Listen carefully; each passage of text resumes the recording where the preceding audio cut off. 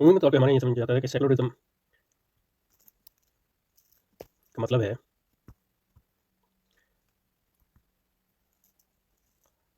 اسم کا مطلب ہے یا اس کا بنیادی جو جوہر ہے وہ تفریق ہے. تفریق کس چیز میں؟ تفریق ہے سیاسی امور، یہ بلکہ ریاست کے دائرہ کار، ایک ریاست ہے اور دوسرا ہے دین. یہ ہمارے یہاں عمومی یہ بات سمجھی جاتی ہے. تو یہ دو ادارے ہیں، اور سیکولرزم کا مطلب یہ ہے کہ ریاست کا ایک مخصوص دائرہ اختیار ہے اور دین کا ایک الگ دائرہ اختیار ہے. اور یہ نہیں کہیں کہ یہ ریاست کا دائرہ اختیار ہے اور یہ دین کا دائرہ اختیار ہے.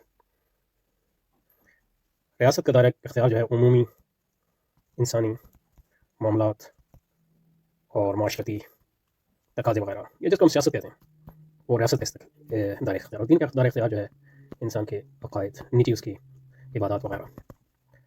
تو سیکولرزم کا مطلب یہ کہ ان کے الگ الگ دائرہ اختیار ہے اور ان کو ایک دوسرے کے دائرہ اختیار میں جو ہے دخل اندازی نہیں کرنی چاہیے. عمومی تصور لوگوں کا سیکولرزم کا یہی ہے ہمارے یہاں کہ ریاست اور دین کے دائرہ کار میں ایک تفریق ہے اور اس تفریق کو جو ہے قائم رکھنا چاہیے اور ان کو جو ہے ایک دوسرے کے معاملات میں جو ہے دخل اندازی نہیں کرنی چاہیے. اور اس کو لوگ سمجھتے ہیں کہ سیکولرزم. یہ سیکولرزم نہیں ہے.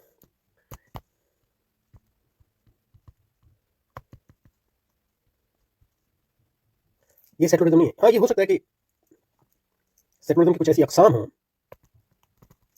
جن کا نتیجہ یہ نکلتا ہو، جن کے نتائج میں سے یہ قضیہ بھی ہو کہ ریاست اور دین کے دائرہ اختیار میں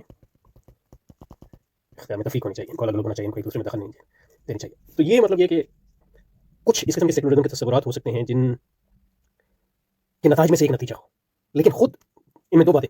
پہلی بات یہ کہ یہ ہر سیکولرزم کے نتائج میں سے ایک نتیجہ نہیں ہے، ایک پہلی بات ہے. اور دوسری بات یہ ہے کہ اس سیکولرزم کی کچھ تصورات کا نتیجہ تو ہو سکتا ہے لیکن خود سیکولرزم کا معنی یہ نہیں.